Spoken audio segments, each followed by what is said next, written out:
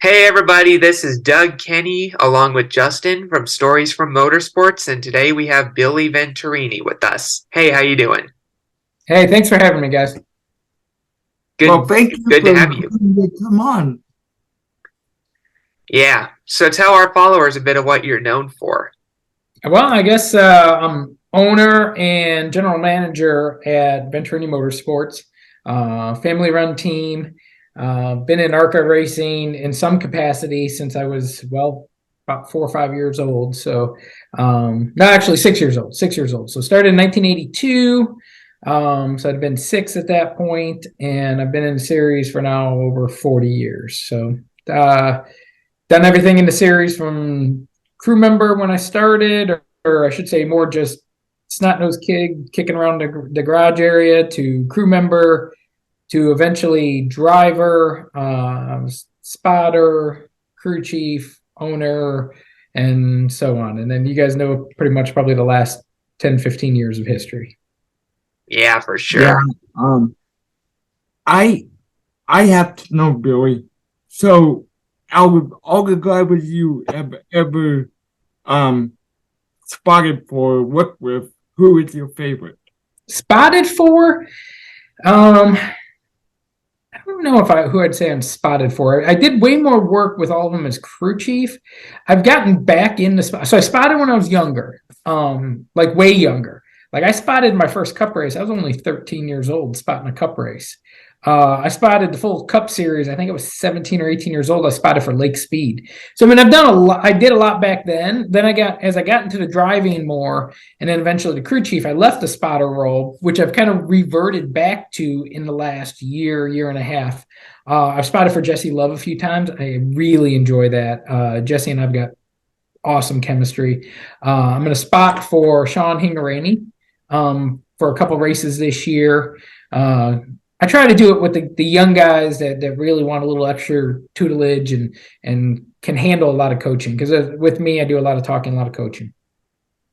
That's interesting. What made you get into racing?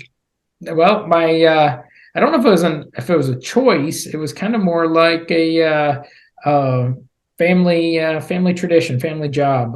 My grandfather raced, but just as a hobby racer, in the 1950s at Soldiers Field in Chicago. And then my father, he bought his first race car. He wasn't allowed to race when he lived at home, but when he got married and got married very young, like many did back then, he was 20 years old when he got married, and he bought his first race car on his honeymoon and started him and mom basically started racing in 72, I believe.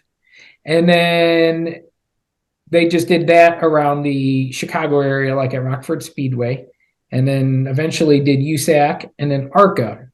And I was born right in the early USAC days, and basically 6 year old me was introduced to the ARCA family and been part of it ever since. That's Hmm, great. Was that's that like during the time that USAC was the sanctioning body for IndyCar and the Indy 500 or Yes, yes, they did stock cars, they did Indy cars, they did everything. Their stock car series really was pretty big. I mean, there were big names like AJ Foyt ran it, Bobby Allison, Joe Ruttman, Don White. Like I remember watching these guys. I was a really young kid. I'm going to say I was, like I said, 4 or 5 years old. But these are my first memories of watching races. So that's what I grew up with, and for some reason I just have one of these memories that I just like. If I saw it, I still remember it. So it's like I can remember Joe Ruttman in the yellow number 70 like it was yesterday, man. yeah, and would you remember Bobby Unser in the number 3 Penske? Absolutely remember Bobby Unser. You know, that was another one. And then the cars changed during that time too, because they were like at the very beginning they were a little bit boxy, and then they ended up going a little bit more like Camaro like. And so I remember that. And then we left and went ARCA racing, and Dad just really fell in love with that series. When did ARCA start? ARCA started in, oh gosh, I know this answer. It's like 60 something, 62, 3, somewhere around there. Pretty close, like not long after NASCAR. And NASCAR is what, 75. So I'm going to say I think it was early 60s is when ARCA started. So Dad's been in it since 82. I got it. I see what you mean. Were you at the Charlotte race in fall 2001 in Yes. ARCA? Yes. What was your reaction to the accident involving Blaise Alexander and Carrie Earnhardt?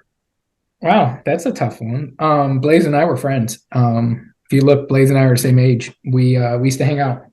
So I was actually Frank Kimmel and I were the first two cars through the wreck because we were running. Frank and I were running third and fourth. Pretty much really close. We were pretty much nose to tail. Carrie, which I am friends with Carrie too. I mean, all good guys that you're talking here.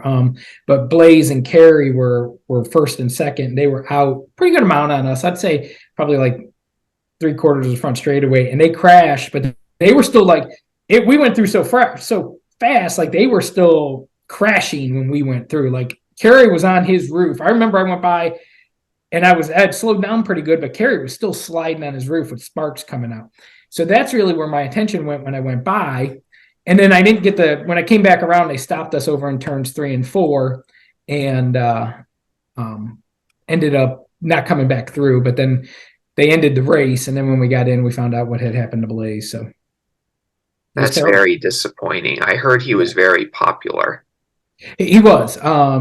Like I said, we knew each other on a personal level. Used to hang out on the lake a little and race together and became buddies, honestly, about the year before we really started to hang out and do stuff a little bit more. Known each other ever since he had first gotten on the scene, but got way more familiar with each other and like on a personal level.